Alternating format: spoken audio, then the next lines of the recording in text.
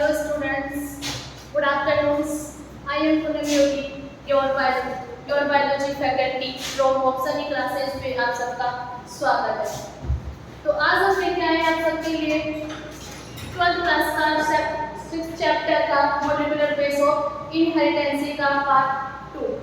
तो आज के इस वीडियो के अंदर अपन पढ़ेंगे क्या फॉर्मेशन ऑफ न्यूक्लियोटाइड्स के बारे में पढ़ेंगे और जो डीएनए का आपका जो डबल हेलिक्स मॉडल है उसके बारे में देखेंगे कि डीएनए का जो डबल हेलिक्स मॉडल होता है वो क्या होता है, न्यूक्लियोटाइड्स का फॉर्मेशन कैसे होगा। आज हम सब इसी चीजों के बारे में क्या करेंगे, स्टडी करेंगे। डीएनए क्या होता है, न्यूक्लियोटाइड्स कैसे बनते हैं, नाइट्रोजन शार्ट क्या होंगे, आपका शुगर क्या होगा, फॉस्फेट ग्रुप क्या होता है, ये सारी चीजें अपन ने क्या किया है फर्स्ट वीडियो के अंदर आप सबने पढ़ी है। तो आज अपन स्टार्ट करते हैं आपका न्यूक्लियोटाइड्स का फॉर्मेशन कैसे होता है। देखो कि न्यूक्लियोटाइड बनाने के लिए हमें पेंटोज शुगर, नाइट्रोजनी बेस और पेंटोज शुगर, नाइट्रोजनी बेस और आपका जो फॉस्फोरिक एसिड होता है, इन तीनों चीजों की क्या होती है हमें जरूरत पड़ती है। किसके लिए, न्यूक्लियोटाइड बनाने के लिए। तो यही चीजें देखते हैं आज के इस वीडियो में।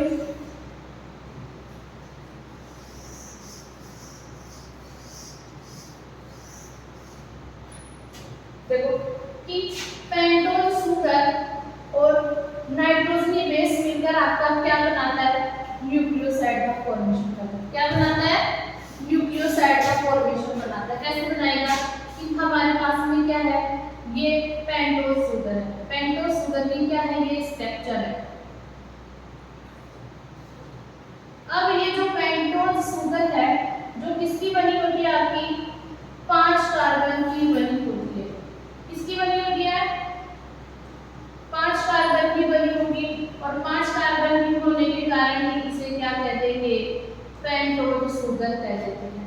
अब अपन ने क्या पढ़ा कि जो न्यूक्लियोसाइड होते हैं वो पेंटोज शुगर और इन नाइट्रोजनी बेस से मिलकर बने होते हैं।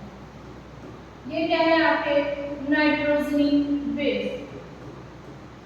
अब नाइट्रोजनी जो बेस होते हैं वो कौन कौन से होंगे, एडेनिन, थाइमिन, साइटोसिन और गुआनिन। ये क्या होते हैं आपके नाइट्रोजनी बेस होते हैं। अब ये जो नाइट्रोजनी बेस है ये इस पेंटोज शुगर से किस प्रकार जुड़ते हैं ये अपन देखेंगे। कैसे जुड़ेंगे कि पेंटोज शुगर है जो 5 कार्बन की बनी है। अब इस पेंटोज शुगर के इस फर्स्ट वाले कार्बन पे आपका ये जो नाइट्रोजनी बेस होगा, क्या होगा, नाइट्रोजनी जो बेस होगा किस पे आके जुड़ता है, इस फर्स्ट वाले कार्बन पे आके क्या जुड़ जाएगा, आपका नाइट्रोजनी बेस आके जुड़ जाते हैं। अब वो कैसे जुड़ते हैं,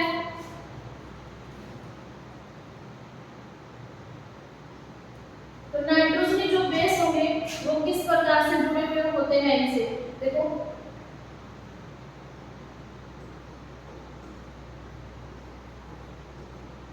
यहाँ पे क्या होगा, आपका नाइट्रोजनी बेस आके जुड़ जाता है किससे, इसी पेंटोज शुगर के फर्स्ट वाले कार्बन पे आके आपका नाइट्रोजनी बेस आके जुड़ा। हो सकता है ये जो नाइट्रोजनी जो बेस है हो सकते हो एडेनिन हो सकता है आपका थाइमिन हो सकता है साइटोसिन और हो सकता है गुआनिन हो।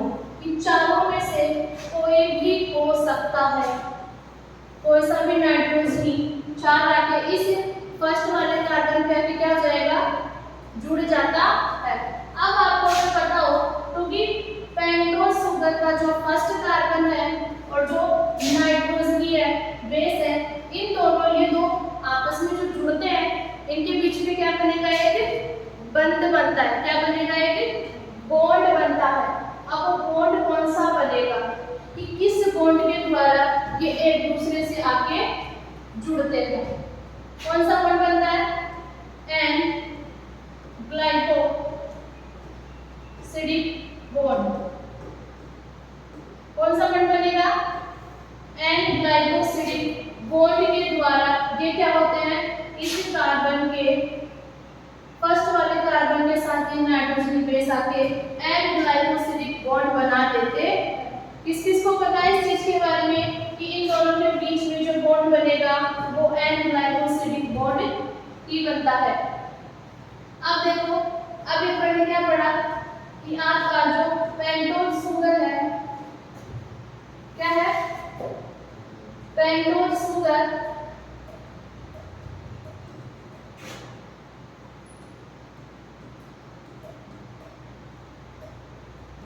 और नाइट्रोजनी बेस,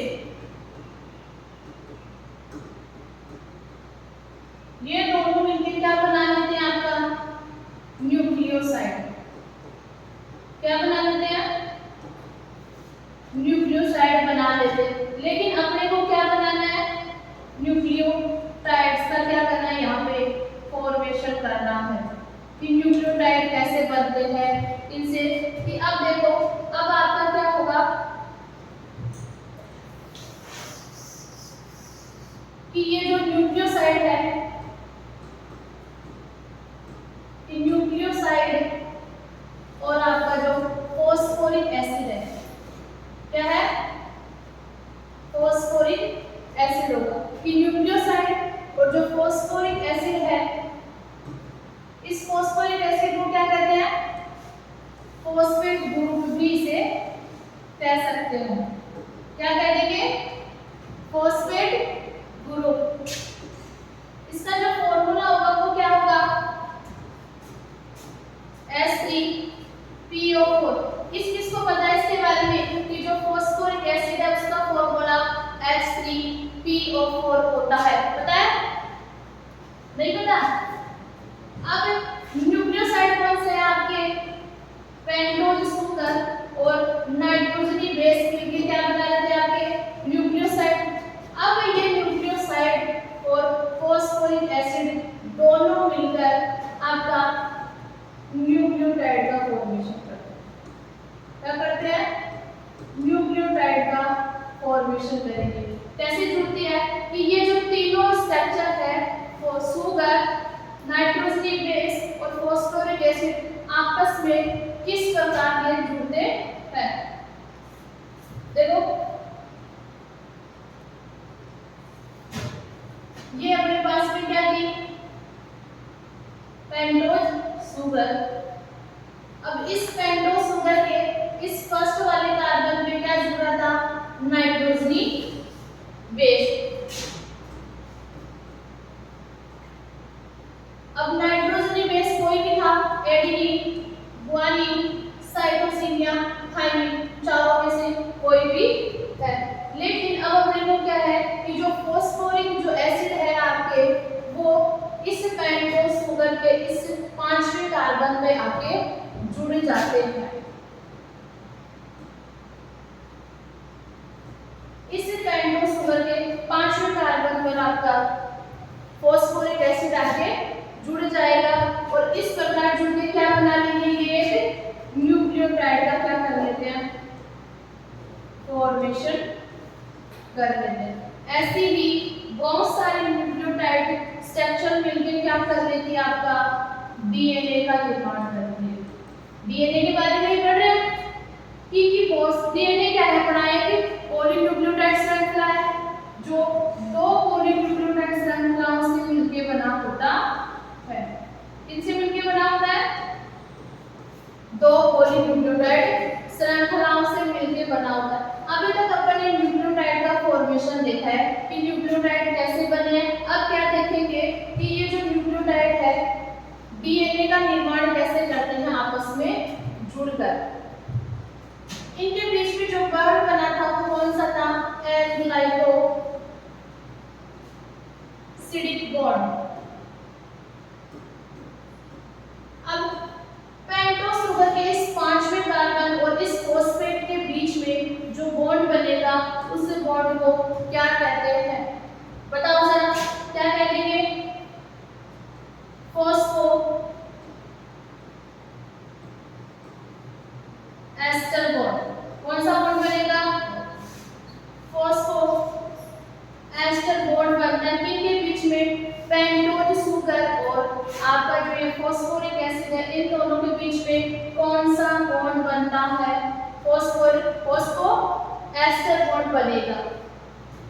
देखो किस प्रकार ये जो न्यूक्लियोटाइड है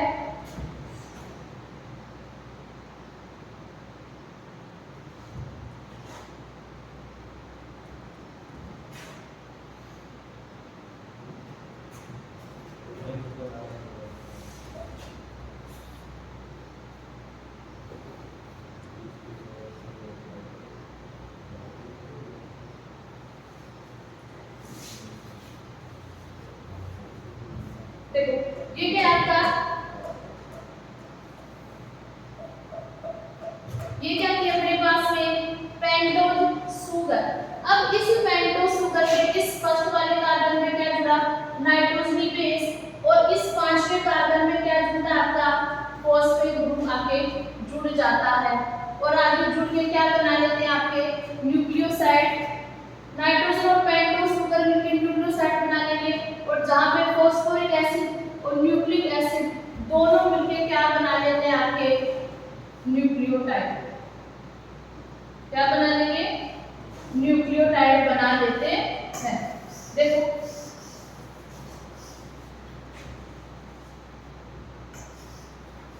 कि यहाँ पे क्या था?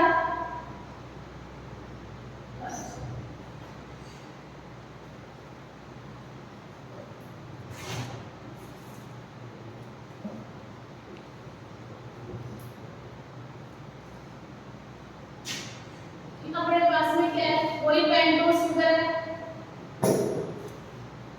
फर्स्ट वाले में नाइट्रोजनी और फिफ्थ कार्बन पे क्या जुड़ा है आपका फॉस्फेट ग्रुप। अब ऐसे ही बहुत सारे न्यूक्लियोटाइड आपस में मिलकर क्या कर लेते हैं? ऐसे ही बहुत सारे न्यूक्लियोटाइड आपस में मिलकर क्या कर लेते हैं? एक पॉलीमर का फॉर्मेशन करते हैं। इसका निर्माण करेंगे, एक पॉलीमर का फॉर्मेशन करते हैं और ऐसे ही पॉलीमर को अपन क्या कह देते हैं? न्यूक्लियोटाइड्स। क्या कहेंगे? अब ये जो फॉस्फेट ग्रुप है आपका, इस फर्स्ट वाले जो न्यूक्लियोटाइड है इसके थर्ड कार्बन के साथ क्या करेगा? थर्ड कार्बन पे आपको क्या क्या जुड़ा हुआ होता है? हाइड्रोक्सिल ग्रुप जुड़ा हुआ होता है। इस हाइड्रोक्सिल ग्रुप के साथ में क्या करेगा? बॉन्ड बना लेता है। कि दो न्यूक्लियोटाइड के बीच में क्या हो जाएगा? बॉन्ड बन जाता है और उस बॉन्ड को क्या कहते हैं? Phosphodiester bond. क्या कह देंगे? फॉस्फोडाइएस्टर बॉन्ड कहते हैं। कि दो न्यूक्लियोटाइड के बीच में जो बॉन्ड बनता है उसे क्या कहते हैं? Phosphodiester bond. और फॉस्फोरस और कार्बन के बीच में जो बॉन्ड बनता है पेंटोज शुगर के, वो कौन सा बॉन्ड होगा? Phospho ester bond. और दो न्यूक्लियोटाइड के बीच में बनेगा उसे क्या कह देंगे? Phosphodiester bond. और जो न्यूक्लियोटाइड के साथ में ये जो शुगर है आपकी पेंटोज शुगर, ये नाइट्रोजन के साथ में कौन सा बनाती है? एन ग्लाइकोसिडिक बॉन्ड बना देती है।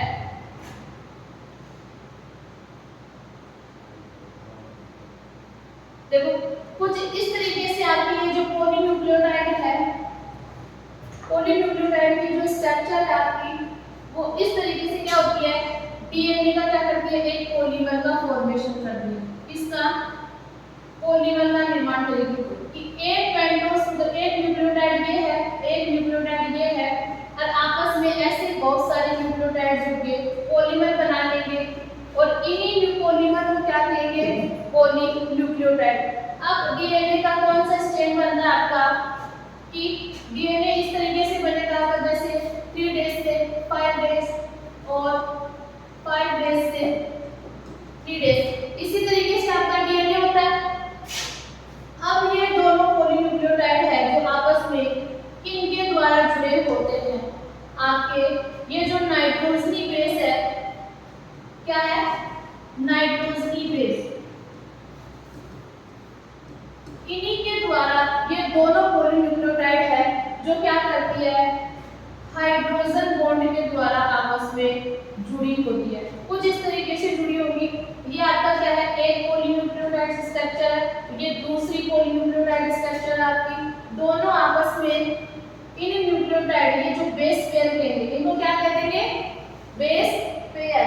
और ये किनके द्वारा जुड़ी होती है आपस में, इन नाइट्रोजनी बेस के द्वारा जुड़ी होती है। और इनके बीच में जो बॉन्ड होगा उसे कहते हैं हाइड्रोजन बॉन्ड।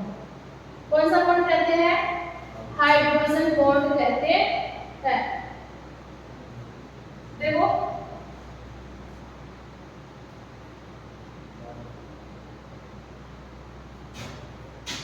आपका डीएनए कुछ इस तरीके से होता है, 3 डेज से 5 डेज और 5 डेज से 3 डेज।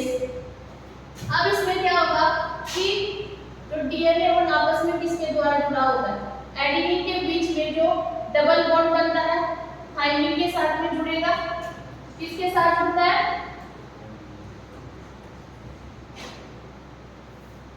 साइटोसिन क्या करेगा, ट्रिपल बॉन्ड बनाएगा, गुआनिन के साथ जुड़ जाएगा। आपका जो गुआनिन है वो क्या करेगा, साइटोसिन के साथ में ट्रिपल बॉन्ड बनाएगा, थाइमिन डबल बॉन्ड बना के एडेनिन के साथ जुड़ जाता है। ऐसे ही बहुत सारे नाइट्रोजनी क्या होते हैं, 4 आपस में जुड़ के क्या बना लेते हैं, डीएनए का निर्माण कर लेते हैं। इन्हें क्या कहेंगे, बेस पेयर। क्या कह देंगे, बेस पेयर कहते हैं।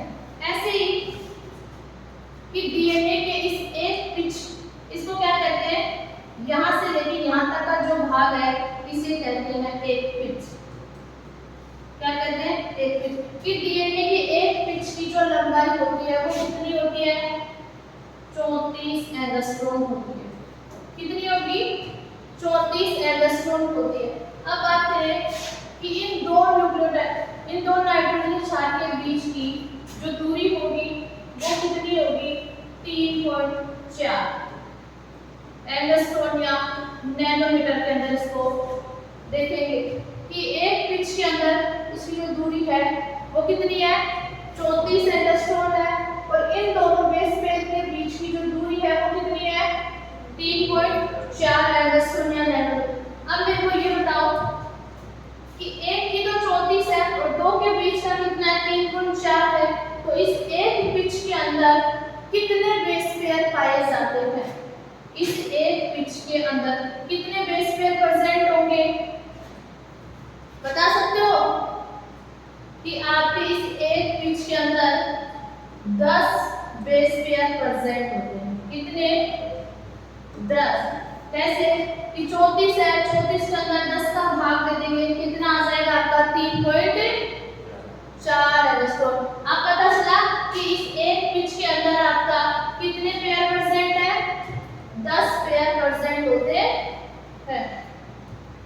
अब डीएनए की ये दो पॉलीन्यूक्लियोटाइड श्रृंखला है जो डीएनए को क्या करती है, एक डबल हेलिक्स का रूप देती है। किसका, डबल हेलिक्स का, एक द्विकुंडलन की संरचना बनाती है। वो कैसे बनाती है, इन दोनों के बीच का जो व्यास होगा, इन दोनों के बीच की जो दूरी है वो कितनी होगी, 20 एंगस्ट्रॉम।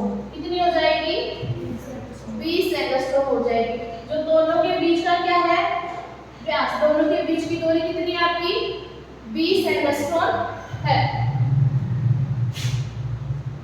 अब ये जो न्यूक्लियोटाइड है जो किससे मिलके बने थे आपके, फॉस्फेट,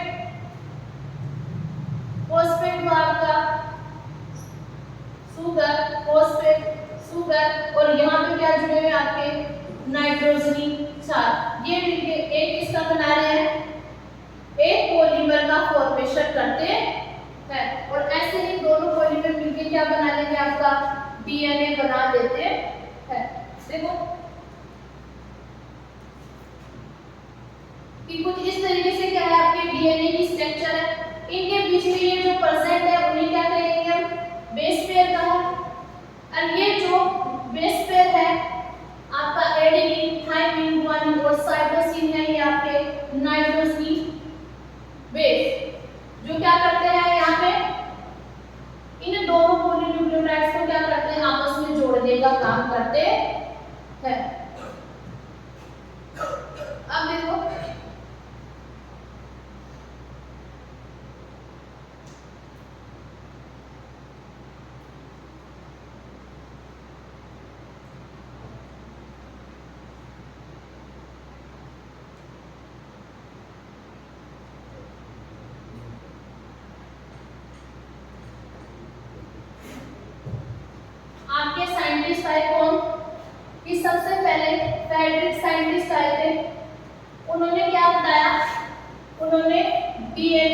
बारे में बताया कि फ्रेडरिक साइंटिस्ट आए थे सबसे पहले, उन्होंने इस डीएनए के बारे में बताया। तब 1869 के अंदर क्या बताया, डीएनए को खोजा और उस डीएनए को क्या नाम दे दिया, न्यूक्लियो नाम दिया।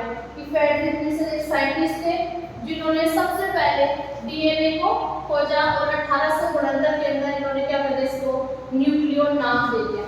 अब देखिए कि इसे न्यूक्लियो नाम क्यों दिया, इसको न्यूक्लियो नाम क्यों दिया, क्योंकि आपका जो डीएनए है वो कोशिका कहाँ पे प्रेजेंट होता है, कोशिका के अंदर जो न्यूक्लियस होता है उस न्यूक्लियस के अंदर आपका डीएनए प्रेजेंट होता है, इसीलिए इसको न्यूक्लियो नाम दिया है। उसके बाद में क्या है कि ये जो डीएनए है उसे न्यूक्लिक एसिड भी कहते हैं। क्या कहते हैं, न्यूक्लिक एसिड भी कहते हैं। क्यों कहते हैं इसे न्यूक्लिक एसिड, क्योंकि डीएनए के अंदर अम्लीय प्रकृति ज्यादा मात्रा में देखने को मिलती है। डीएनए की अम्लीय प्रकृति के कारण इसे न्यूक्लिक एसिड कहा जाता है। क्या कहा जाता है, न्यूक्लिक एसिड कहा जाता है। उसके बाद में आपके साइंटिस्ट आते हैं कौन से,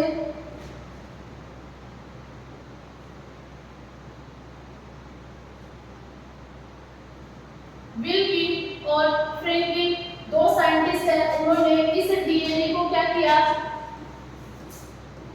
इस डीएनए को क्या किया, एक्सरे डिफरेंशिएशन के द्वारा इसको क्या कर दिया, इसको देखा कि वास्तव में डीएनए होता क्या है। इस डीएनए को खोजने की कोशिश की कि आखिरकार डीएनए दिखता कैसे है। तो इन्होंने क्या कर दिया, इस डीएनए का एक्सरे डिफरेंशिएशन के द्वारा इसका क्या निकाला, इसका डाटा निकाला और बताया कि डीएनए है जो किस प्रकार की स्ट्रक्चर लिए रहता है, किस प्रकार डीएनए दिखता है। डीएनए कुछ इस प्रकार से दिखता है, डबल हेलिक्स के मॉडल के रूप में दिखता है। और ये आपका जो डबल हेलिक्स मॉडल है वो किसने दिया था, आपका वॉटसन और क्रिक ने। किसने दिया कि डीएनए का जो डबल हेलिक्स मॉडल है वो किसने दिया, वॉटसन और क्रिक ने दिया।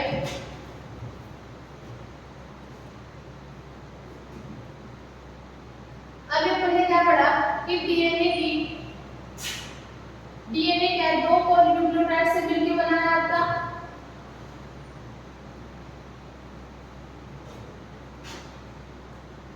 और एक पिच की जो लंबाई है आपकी वो कितनी है, 34 एंगस्ट्रॉम। और दो बेस पेयर की दूरी कितनी है आपकी, 3.4।